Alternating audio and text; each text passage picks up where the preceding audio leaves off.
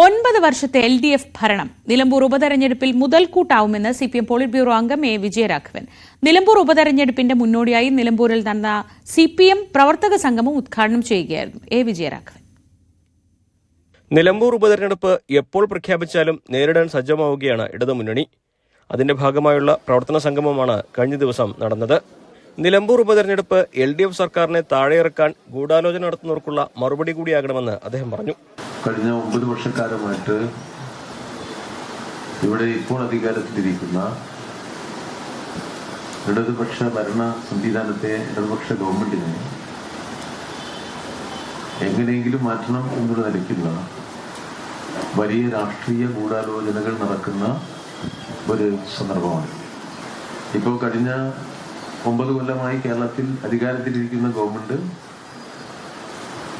നടത്തുന്ന പ്രവർത്തനങ്ങൾ അത് ഈ തെരഞ്ഞെടുപ്പിൽ നമ്മുടെ ഏറ്റവും വലിയ പ്രചരണത്തിന്റെ മുതൽക്കൂട്ടാണ്.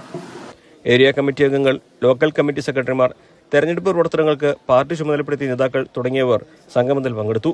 നിലമ്പൂർ ഉപതെരഞ്ഞെടുപ്പിന്റെ ചുമതലയുള്ള സംസ്ഥാന സെക്രട്ടറി അംഗം M. സ്വരാജിന്റെ സാന്നിധ്യത്തിൽ ജില്ലാ കമ്മിറ്റി അംഗങ്ങളുടെ യോഗവും ചേർന്നു. ന്യൂസ് 18 മലപ്പുറം.